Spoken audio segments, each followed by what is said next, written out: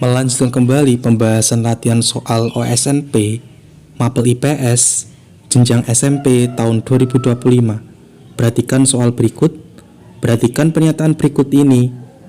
Berdasarkan pernyataan di atas, hubungan dua pernyataan yang tepat adalah pembahasannya sebagai berikut. Nah, pada soal ini terdapat dua pernyataan. Kita disuruh untuk menganalisis kedua pernyataan tersebut. Yang pertama, pernyataan A. Pembangunan nasional merupakan serangkaian usaha yang berkelanjutan. Terdapat beberapa faktor yang mempengaruhi pembangunan nasional, yang diantaranya kemerdekaan dan kedaulatan bangsa sebagai modal utamanya. Pernyataan A adalah pernyataan yang benar, bahwa kemerdekaan dan kedaulatan bangsa merupakan modal utama dalam pembangunan nasional. Ini karena kemerdekaan dan kedaulatan bangsa memungkinkan negara untuk membuat keputusan dan mengatur dirinya sendiri tanpa campur tangan dari luar. Sedangkan yang kedua, pernyataan B, pembangunan nasional dilaksanakan dalam aspek politik, ekonomi, sosial, budaya, dan pertahanan keamanan. Hal ini untuk mewujudkan cita-cita negara Indonesia yang tertuang dalam pembukaan Undang-Undang Dasar 1945 alinea keempat. Pernyataan B merupakan pernyataan yang salah karena cita-cita negara Indonesia tertuang dalam pembukaan Undang-Undang Dasar 1945 secara keseluruhan, yaitu dimulai dari alinea 1 sampai alinea 4. Jadi, jawaban yang tepat untuk soal ini adalah C. Pernyataan A benar, pernyataan B salah. Soal berikutnya, perhatikan pernyataan di bawah ini. 1. Tingginya tingkat pendidikan penduduk. 2. Tidak adanya perencanaan keluarga. 3. Banyaknya perempuan usia produktif. 4. Tingginya angka mortalitas akibat konflik. Berdasarkan pernyataan di atas, yang mempengaruhi tingginya laju pertumbuhan penduduk di negara-negara Afrika adalah pembahasannya sebagai berikut. Faktor-faktor yang mempengaruhi tingginya laju pertumbuhan penduduk di negara Afrika dapat dilihat dari beberapa aspek. Berikut ini diantaranya: tidak adanya perencanaan keluarga.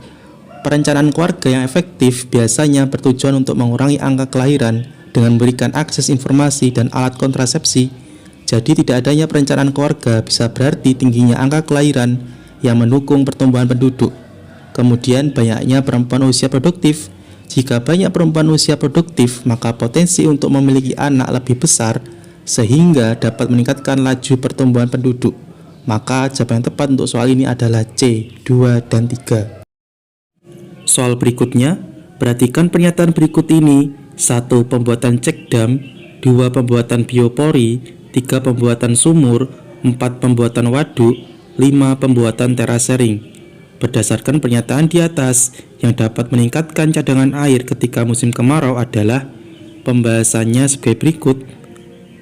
Pernyataan yang dapat meningkatkan cadangan air ketika musim kemarau diantaranya pembuatan biopori. Biopori dapat meningkatkan resapan air hujan ke dalam tanah sehingga meningkatkan cadangan air tanah. Kemudian pembuatan waduk. Waduk dapat menampung air hujan dan aliran sungai sehingga meningkatkan cadangan air permukaan. Kemudian pembuatan terasering. Pembuatan terasering dapat membantu menjaga kualitas tanah dan meningkatkan kemampuan tanah untuk menyerap air. Maka jawaban tepat untuk soal ini adalah C, 2, 4, dan 5. Soal berikutnya, faktor geografis yang dapat mempengaruhi penyebaran dan kepadatan penduduk adalah pembahasannya sebagai berikut. Faktor geografis yang dapat mempengaruhi penyebaran dan kepadatan penduduk yaitu ketersediaan air bersih. Hal ini dikarenakan daerah dengan akses air bersih yang memadai cenderung memiliki kepadatan penduduk yang lebih tinggi karena air merupakan kebutuhan dasar manusia. Maka jawaban tepat untuk soal ini adalah A, ketersediaan akses sumber air bersih. Soal berikutnya, perhatikan gambar berikut ini. Berdasarkan peta di atas, tanda X dan Y menunjukkan hasil hutan kayu dan non-kayu yang bernilai ekonomi tinggi, yaitu pembahasannya sebagai berikut. Perlu diketahui, tanda X merupakan Pulau Sumatera dan tanda Y merupakan Pulau Sulawesi. Kita analisis pernyataan berikut. Ulin dan madu. Ulin adalah jenis kayu yang bernilai tinggi, tetapi madu bukanlah hasil hutan kayu. Jadi pasangan ini tidak tepat dalam konteks hasil hutan kayu dan non-kayu yang spesifik untuk Sumatera dan Sulawesi, maka pernyataan tersebut salah. Kemudian meranti dan nira. Meranti adalah jenis kayu yang bernilai tinggi dan banyak ditemukan di Sumatera. Nira adalah hasil hutan non-kayu yang dapat dihasilkan dari pohon aren atau palma lainnya yang juga ada di Sumatera dan Sulawesi. Pasangan ini sangat tepat, maka pernyataan tersebut benar. Kemudian cendana dan karet. Cendana adalah jenis kayu yang bernilai tinggi terutama karena aromanya yang khas, namun karet lebih banyak dihasilkan dari perkebunan daripada hutan alam. Pasangan ini kurang tepat dalam konteks hasil hutan alam. Kemudian jati dan terpentin. Jati adalah jenis kayu yang bernilai tinggi tapi lebih banyak ditemukan di Jawa. Terpentin adalah hasil hutan non-kayu yang dihasilkan dari pohon pinus yang ada di Sumatera. Pasangan ini juga kurang tepat karena jati tidak spesifik untuk Sumatera dan Sulawesi. Maka pernyataan tersebut salah. Jadi jawaban tepat untuk soal ini adalah salah, benar, salah, salah. Soal berikutnya, perhatikan data berikut. Data di atas menunjukkan jumlah perkelahian massal yang terjadi dalam kurun waktu 2014 sampai 2021. Perkelahian massal yang dilakukan pelajar salah satu faktor pendorongnya anak kurang mendapat perhatian keluarga. Sebab keluarga memiliki peran penting dalam penanaman nilai toleransi dan kerjasama. Pernyataan yang sesuai terkait tabel dan keterangan di atas adalah pembahasannya sebagai berikut. Berdasarkan data BPS tersebut, sudah nampak bahwa Jawa Barat merupakan salah satu provinsi dengan perkelahian massal antar pelajar terbanyak di Indonesia. Hal ini dikarenakan anak kurang mendapat perhatian keluarga. Maka jawaban yang tepat untuk soal ini adalah B. Provinsi Jawa Barat rentan konflik pelajar karena kurang penanaman nilai dari orang tua akibat perceraian keluarga. Soal berikutnya, berdasarkan gambar di atas, perhatikan data pada lajur kiri dengan bentuk penyimpangan sosial pada lajur kanan berikut ini. Contoh data pada lajur kiri yang menunjukkan bentuk penyimpangan pada lajur kanan ditunjukkan oleh nomor. Pembahasannya sebagai berikut. Nah, pada soal ini kita disuruh untuk menjodohkan pernyataan yang sesuai dengan faktor penyebab penyimpangan sosial yang sesuai dengan pernyataan tersebut. Kita analisis pernyataannya. 1. Laki-laki lebih banyak menjadi korban kejahatan. Nah, faktor penyebabnya yaitu problem gender. Yang kedua, 6,75% kejahatan dialami oleh anak-anak. Ini berkaitan dengan sosialisasi yang tidak sempurna. Kemudian nomor 3, 22,98% melaporkan ke polisi dan tidak ditindaklanjuti. Ini berkaitan dengan problem kelembagaan. Maka pasangan yang tepat pada soal ini adalah 1B, 2A, 3C.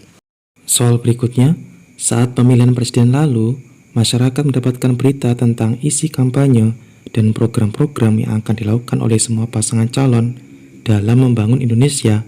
Dalam hal ini, media sosial sedang menjalankan fungsi sebagai pembahasannya sebagai berikut. Media sosial memainkan peran penting dalam proses sosialisasi politik, terutama saat pemilihan presiden. Berikut beberapa fungsi media sosial, diantaranya penyebaran informasi, interaksi dengan masyarakat, pembentukan opini publik, dan pengawasan kontrol. Maka jawaban tepat untuk soal ini adalah D, agen sosialisasi kepada masyarakat. Soal berikutnya, pernyataan di bawah ini menjelaskan kekayaan suku bangsa di Indonesia yang dikaitkan dengan peranata sosial dan kebiasaan kehidupan mereka sehari-hari. Tentukan pernyataan yang benar dan salah mengenai hal tersebut. Pembahasannya sebagai berikut. Kita analisis pernyataannya. Suku Madura menerapkan ikatan kekerabatan berdasarkan garis ibu atau matrilineal. Pernyataan tersebut salah karena suku Madura menerapkan ikatan kekerabatan berdasarkan garis ayah atau patrilineal. Kemudian pernyataan kedua, kepercayaan tradisional masyarakat Dayak adalah keharingan. Pernyataan tersebut benar. Keharingan adalah kepercayaan tradisional masyarakat Dayak di Kalimantan. Kepercayaan ini memiliki akar spiritual yang kuat dan terkait dengan alam, leluhur, dan kehidupan setelah kematian. Soal berikutnya, Suku Bali menerapkan sistem stratifikasi sosial terbuka yang disebut wangsa. Pernyataan tersebut benar. Suku Bali menerapkan sistem stratifikasi sosial yang disebut wangsa, yang merupakan sistem kasta yang membagi masyarakat Bali menjadi beberapa kelompok berdasarkan status sosial dan pekerjaan.